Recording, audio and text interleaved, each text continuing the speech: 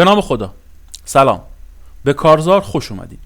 امروز میخوام تحلیلی درباره آتش بسی که در جنگ بین حزب الله و اسرائیل اخیراً بهش رسیدن صحبت بکنم. میخوام درباره خود جنگ صحبت بکنم، اینکه چرا این جنگ شروع شد و چرا به پایان رسید، چه طرفی پیروز شد و کدوم طرف شکست خورد، اصلاً معیارهای شکست و پیروزی چیه؟ آیا ادعاهای هر یک از طرفین مبنی بر اینکه من پیروز شدم و طرف مقابلم شکست خورده معتبره؟ اسرائیل ادعا میکنه که به بعضی از اهدافش دست پیدا کرده، پس عملیاتش موفق بوده.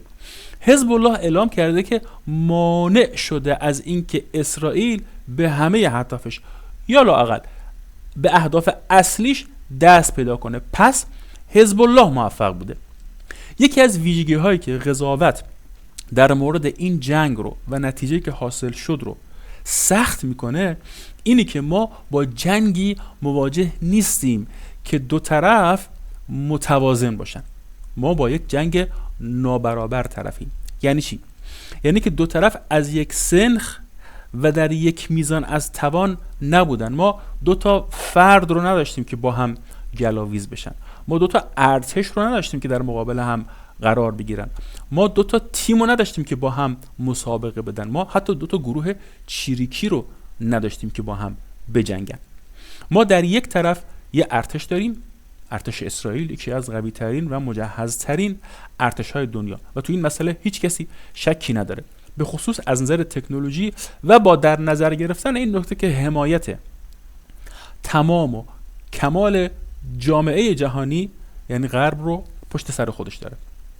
این از یک طرف مقابل ما یک گروه چریکی رو داریم، یا اونجوری که به اون نام بیشتر شناخته میشه یک گروه مقاومت، حزب الله. ما میتونیم حزب الله رو یک گروه چریکی بنامیم، حداقل در اوایل کارش، مخصوصا قبل از اینکه پا در عرصه سیاسی بذاره، عضو بشه در دولت لبنان، عضو بشه در مجلس لبنان.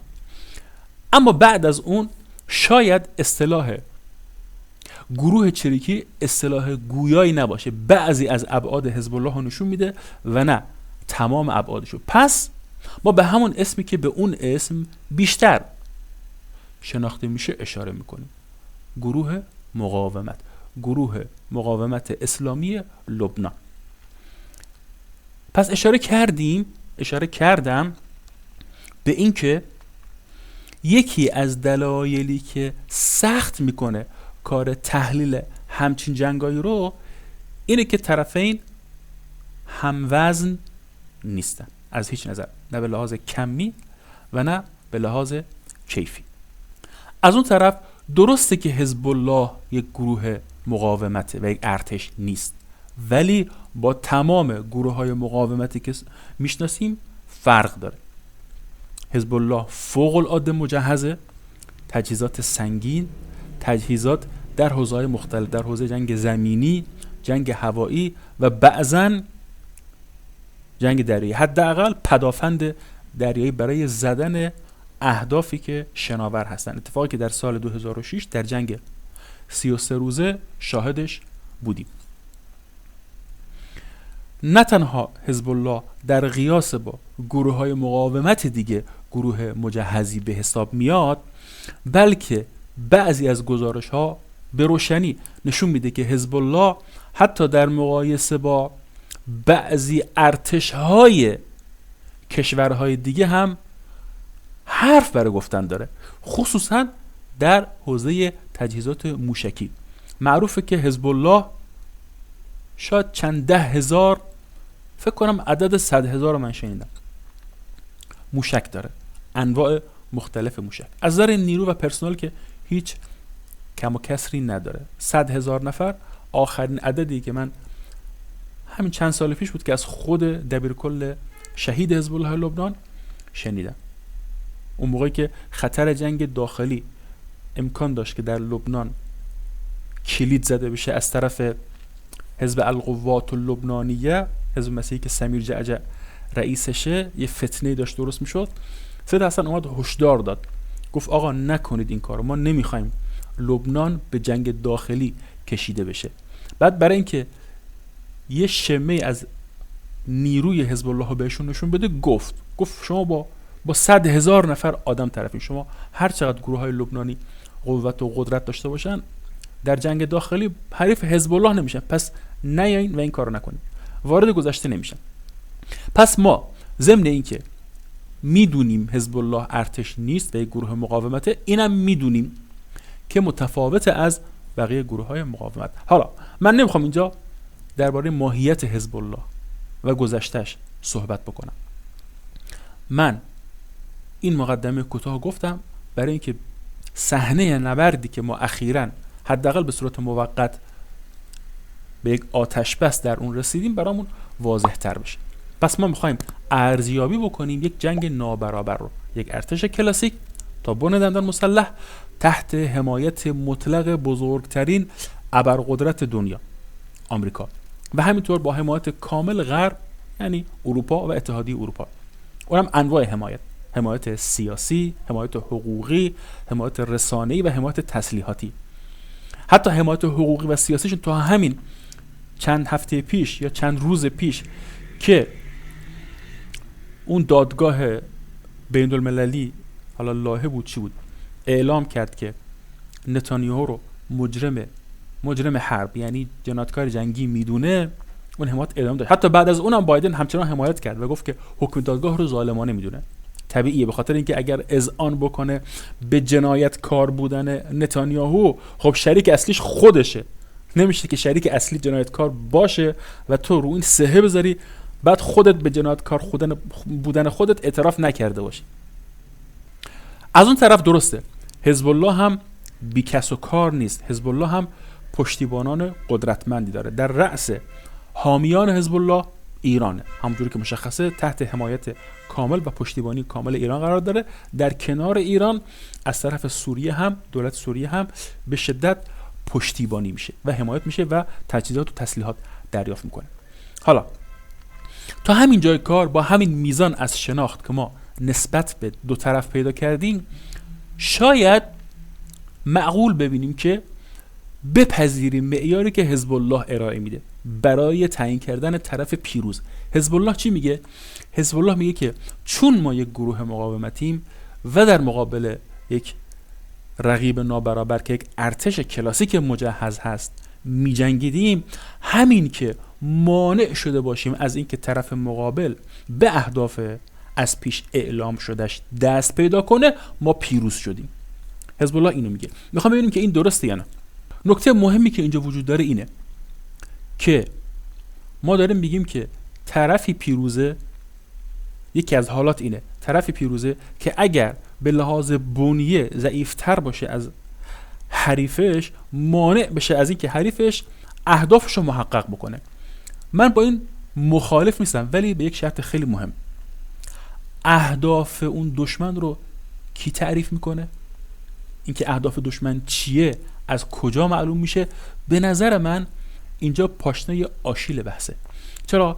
چون مبنایی که برای این تحلیل، بیسی که برای این تحلیل وجود داره اینه که اهداف دشمن رو نذاشتیم محقق بشه. کدوم اهداف؟ اهدافی که خودش اعلام کرد. درسته یا نه؟ اینه دیگه. میگم آقا اسرائیل نتونست به اهدافی که اعلام میکرد دست پیدا کنه. خب این خیلی مهمه. ما از کجا میدونیم که اسرائیل همون اهدافی رو داشت که اعلام کرد؟ خیلی مهمه دیگه. خیلی وقتا هست که طرف برای ایجاد خطا در دستگاه محاسباتی دشمن یا رقیبش چیزی رو که در چنته داره اعلام نمیکنه و منطقی هم همینه، طبیعی هم همینه. شما هم، من هم نباید این کارو بکنیم. کسی نباید، مخصوصا در یک جنگ حساس مرگ و زندگی، نباید بیاد بگه که دقیقاً دنبال چیه. از طرفی اینم درسته که نمیشه به صورت کامل ما کتمان بکنیم چیزایی که خودش گفته، بگیم نه اهدافش اصلا اینا نیست، یه چیزای دیگه یه کلا. اینم نیست، به خاطر اینکه بالاخره نتانیاهو رئیس یه دولته. توی اسرائیل اپوزیسیون داره، به خونش تشنن، هوادار داره، دشمنم زیاد داره.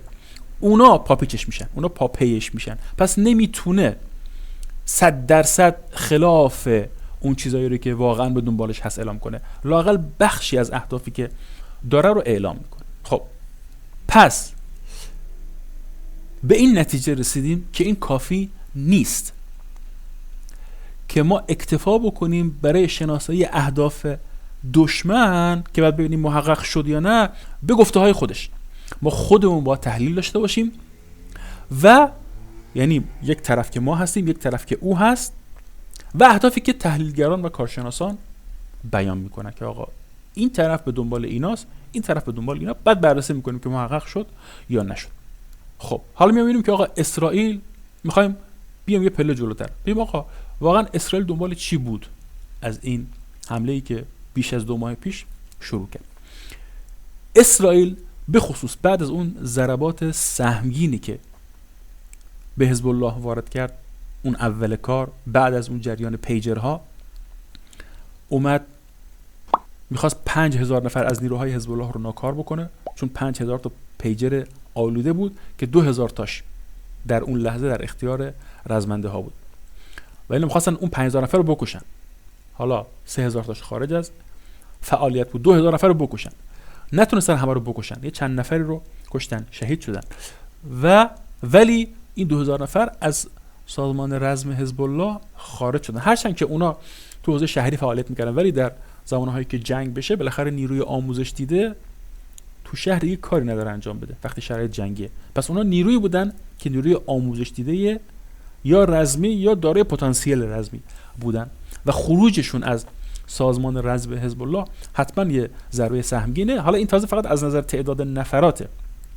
خود این صحنه که آقا دشمن تو تونسته اینجوری در تو رسوخ بکنه، نفوذ بکنه به هر شکلی، حالا نفوذ از طریق داشتن آدم بین شما یا اینکه نه از طریق اشراف اطلاعاتی که احتمال قوی تر اینه که به خاطر اشراف اطلاعاتی که دارن، به خاطر اون پشتیبانی تکنولوژیکی که همه قدرت‌های عالم ازشون، قدرت‌های غربی عالم ازشون میکنن، اشراف دارن، احتمال زیاد از این طریق تونستن که چه در این مورد و چه در موارد دیگه نفوذ بکنن و هدفشون رو محقق کنن. خلاصه بعد از اینکه یعنی اسرائیل دیدش این بود که بعد از اینکه ما این ضربه رو به اینا زدیم و بعد از اون چند روز بعدش اون ضربات سهمگین رو به رهبریشون زدیم، یعنی سید حسن رو ما حذف کردیم و چند روز بعدش یه ضربه دیگه در همون زاهیه سید هاشم صفی الدین رو حذف کردیم. خب اعتماد به نفس اینا رفت رو 100 که همون موقع بود که از این حرف زد که باید ما خاورمیانه جدیدی رو بسازیم، همون حرفایی که کاندلیزا رایس سال 2006 اینو فکر کنم میزد یا موقع جنگ عراق، یکی از این دو تا زمان. اسرائیل و آمریکا به این نتیجه رسیدن که میتونن بعد از این شوک باور نکردنی که به حزب الله وارد کردن، قبل از اینکه اجازه بدن که اعضای باقی مانده رهبری بیان خلأ رهبری رو پر بکنن و بدنه حزب الله که این ضربه رو خورده برگرده و اعتماد به نفسش رو به دست بیاره، باید اینا یعنی ضربه عملیاتی رو زدن، باید ضربه جنگ، یعنی ضربه اطلاعاتی عملیاتی رو زدن، باید ضربه جنگی و میدانی رو هم بزنن. لذا تصمیم گرفتن که ورود پیدا بکنن و حمله نظامی رو آغاز بکنن. هدف چی بود؟ هدف این بود که حد فاصل بین مرز بین لبنان و اسرائیل تا رودخانه لیتانی اشغال بکنن، با این هدف که سازمان رزم حزب الله رو و تجهیزاتشون رو از این محدوده بیرون بکنن. حتی قبل از شروع جنگ هم خواستشون این بود و این خواسته رو مطرح می‌کردن که طبیعتاً مورد موافقت قرار نمی‌گرفت و بارها مخصوصا از نقاط که فاصله کمتر بود سعی در نفوذ داشتن و موفق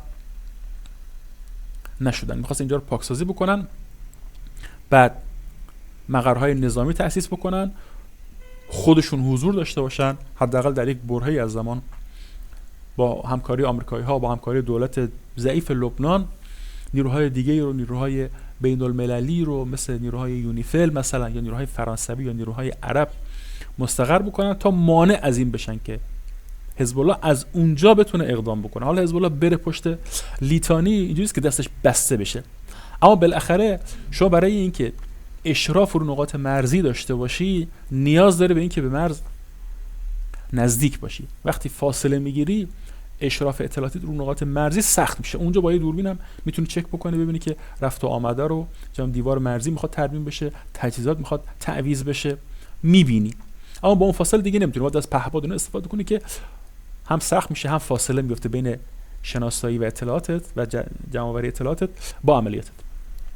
در صورت پس اونا می‌خواسته رو داشتن که اینا رو از اونجا دور بکنن و زهر حملاتشون رو بگیرن. حملاتی که از اونجا انجام میشه حداقل به نقاط مرزی خفیفتر و ضعیفتر خواهد بود و فشار کمتری بر ارتش اسرائیل و مردم شهرکنشین‌های اونجا وارد میکنه و به این ترتیب بتونن با خارج کردن حزب الله از این محدوده و صفر کردن یا کاهش دادن حد اکثری خطرات جبهه شمال برن تمام تمرکز رو بذارن رو جبهه جنوب غزه و کار حماس رو یکسره بکنن. ولی برخلاف پیشبینی آمریکایی ها، اسرائیلی ها و غربی ها و برخلاف آرزوهایی که داشتن، حزب الله بعد از 10 روز طبق گفته خود رهبران جدید حزب الله تونست که خودش رو بازیابی بکنه، چون ضربه اصلی به کادر رهبری وارد شده بود با اون بدنه‌ای که تو شهر بودن. اما نیروهایی که توی مقرهای مرزی و نزدیک به مرز حزب الله مستقر بودن که ضربه آنچنانی بهشون وارد نشده بود. ولی حزب الله تونست تمام امور رو به دست بگیره و روز به روز بر شدت عملیاتش اضافه بکنه.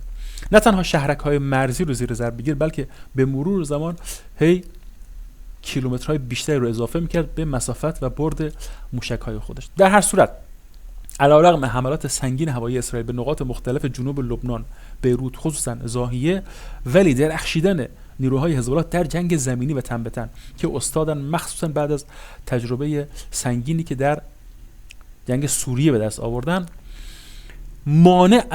مانع جدی ایجاد کردن در پیشروی نیروهای اسرائیلی به اون نقاطی که می‌خواستن، به معنی تا اینکه بخوام به لیتانی برسن. تو همون چند کیلومتری مرز موانع سنگین ایجاد کردن، یعنی اجازه ورود میدادن، ضربه میزدن و نمیذاشتن که اینا پیشروی بکنن. لذا لشکرهای متعدد و سنگین ارتش اسرائیل که وارد اون محدوده شده بودن موفق به پیشروی نشدن و خود همین سنگین بودن دستگاه‌ها و نفرات ارتش اسرائیل که وارد شدن یه مقدار این احتمال رو تقویت میکنه که اینا واقعا خواستشون این بود، نه اون چیزی حالا من در انتها بهش اشاره خواهم کرد.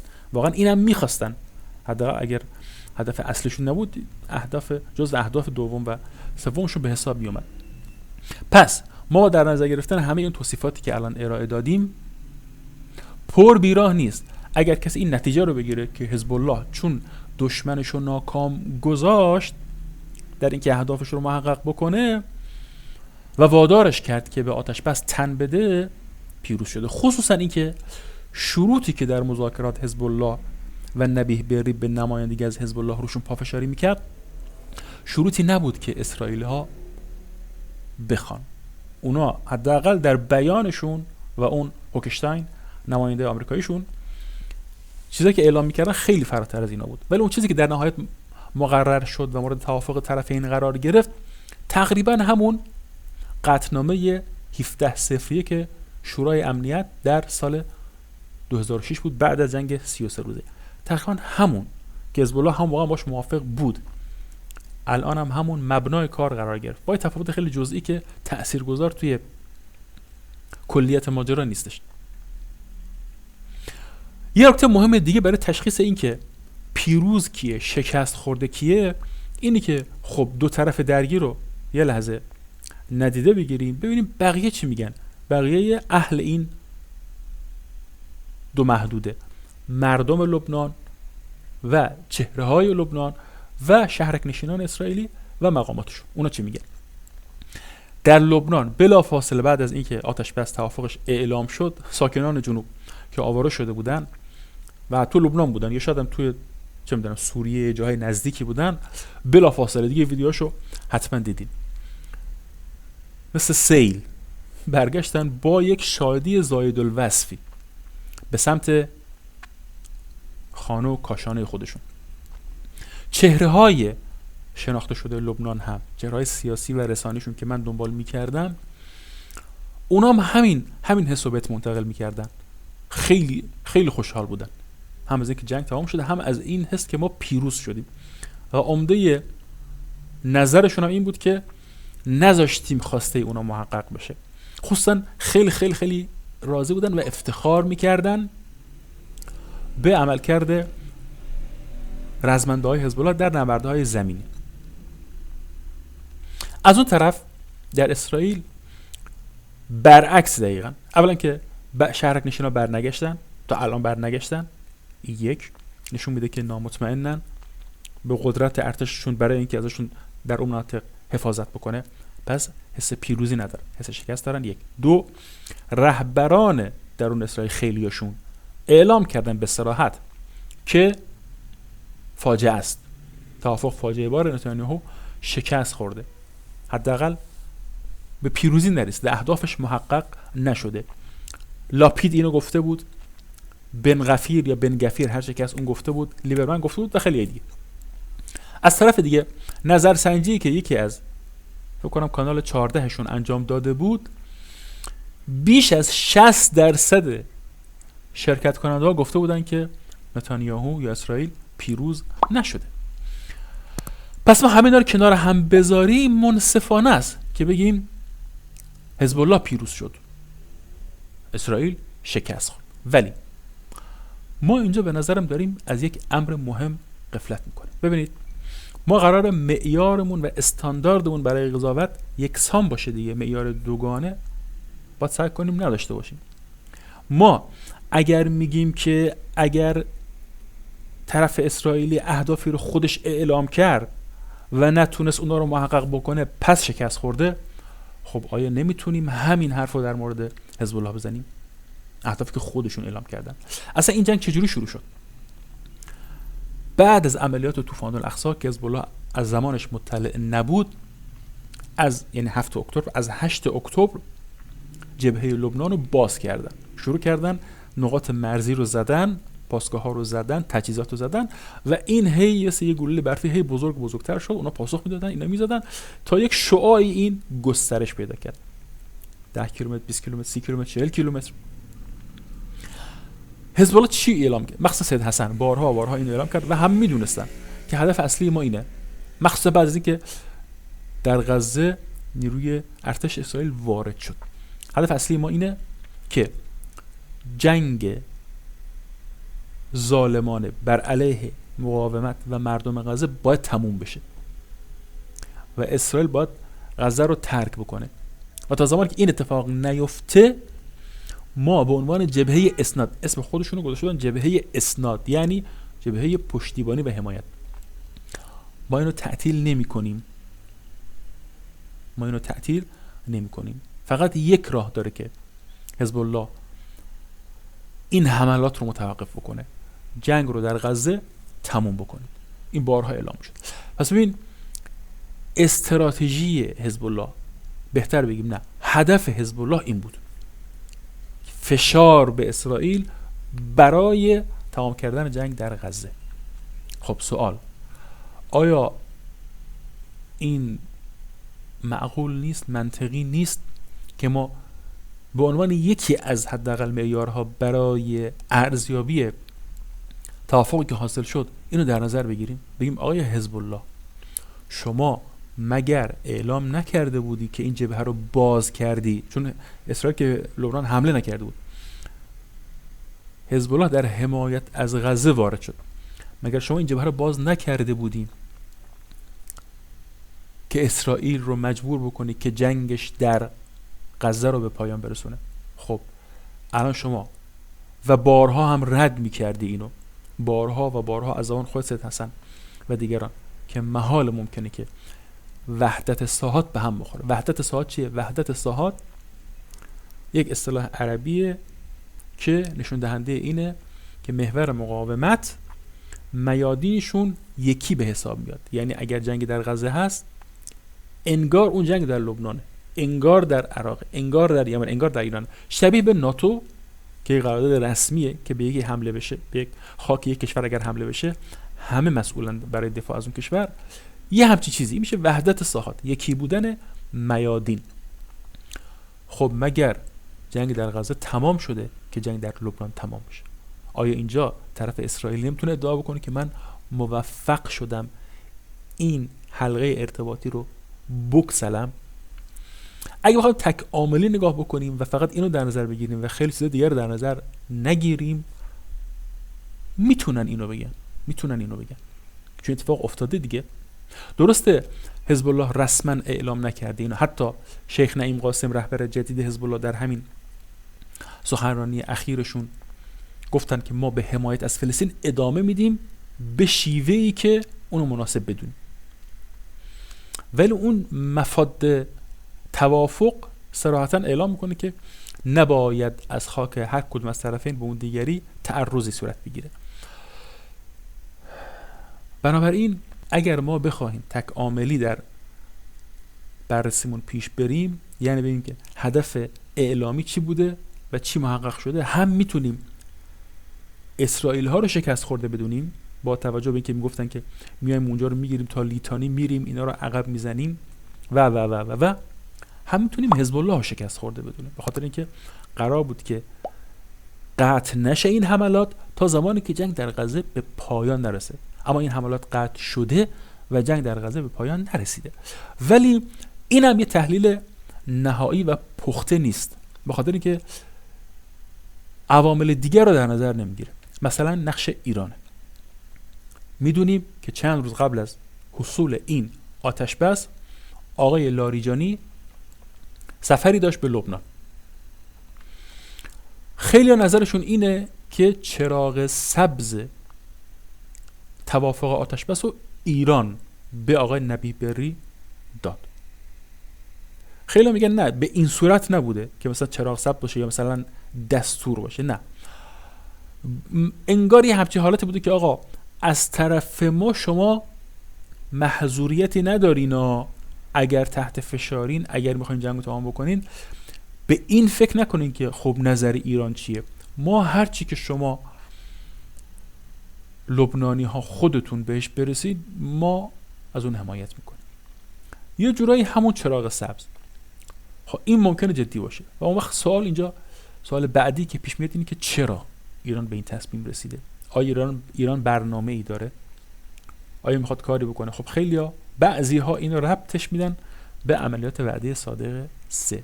من حتی دیدم که بعضی تحلیلگران اشاره میکردن به اینکه ایران و آقای لاریجانی به طور ویژه یکی از پیام‌های مهمی که در این سفر حداقل به اون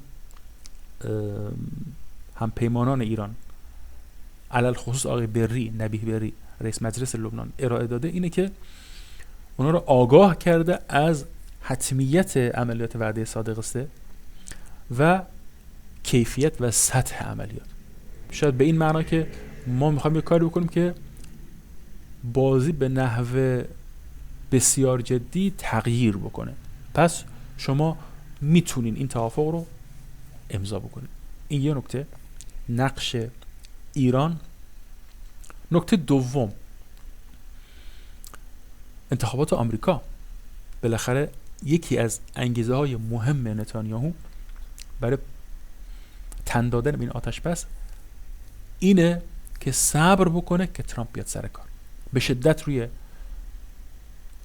سر کار اومدن ترامپ حساب باز کرده و فکر میکنه که مجوزهایی رو ترامپ به او خواهد داد که بایدن نداده بود، در حالی که چه مجوزی دیگه بوده که بایدن تو خواستی و بهت نداده؟ تو هر کاری که میخواستی بکنی رو اجازه شد دریافت کردی، تجهیزاتش هم دریافت کردی. دیگه شما چی میگفتن 80 تن فکر کنم بمب ریختیم فقط در عملیات ترور سید حسن و نمیدونم چند هزار تن حال رو غزه و اینا رو بخوای با لبنان جمع بکنی که چندین گزارش اون اواسط جنگ اعلام میشد که به لحاظ حجمی و وزنی بخوایم حساب بکنیم اون میزان بمبی که روی غزه فقط ریخته شده نمیدونم اینقدر برابر بمب اتمی که روی هیروشیما ریخته شده. پس شما دستت باز بوده. ولی در هر صورت تحلیل و باور نتانیاهو و اون تیمش و دولتش اینه که اگر دولت ترامپ سر کار باشه ما راحت‌تر، با دست بازتر، با پشت گرمتر میتونیم جنگ رو ادامه بدیم. پس این یه نکته. پس اون از طرف جبهه حزب الله نقش احتمالی ایران، این از طرف جبهه اسرائیل و نقش احتمالی آمریکا. و نکته مهم دیگه، این توافق موقته. این یک توافق 2 ماه هست. درسته که در خیلی از موارد که جنگ ها واقعا به پایان میرسن، هم اول یک آتشبس موقت اعمال میشه، بعد همون تمدید میشه و در نهایت به ختم جنگ منتهی میشه. اما همیشه اینجوری نیست، مخصوصا در شرایط کنونی، شرایط بسیار بسیار بحرانیه برای اسرائیل و برای منطقه. و خیلی از تحلیلگران احتمال دوام نیاوردن این آتشبس رو خیلی خیلی خیلی قوی تر میدونن از احتمال دوام آوردنش به دلایل متعدد، مخصوصا بلافاصله بعد از اعلام آتشبس از فرداش جبهه سوریه باز شد. پیشروی های علی‌الظاهر برق‌آسای تروریست های مورد حمایت آقای اردوغان.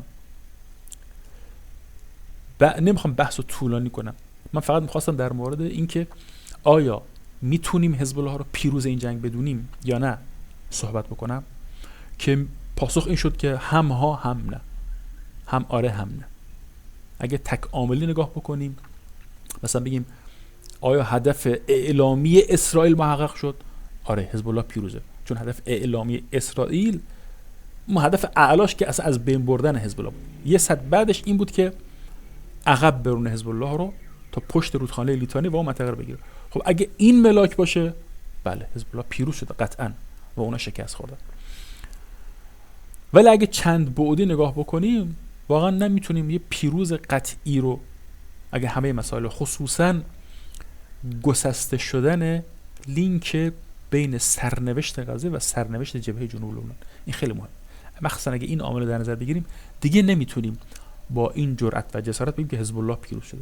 اما هیچ وقت واقعا نمیتونیم بگیم حزب الله شکست خورده. حزب الله نذاشت که اسرائیل اونجا بمونه و حتی اجازه نفوذ هم موندن که هیچ، حتی اجازه نفوذ جدی رو هم نداد، مخصوصا در شهرک الخیام که نبردهای سنگین، مخصوصا در اون یک شنبه آخر قبل از روز اعلام توافق، که یک نبردهای میگن عجیب و غریب اونجا حزب الله از خودش نشون داده بود.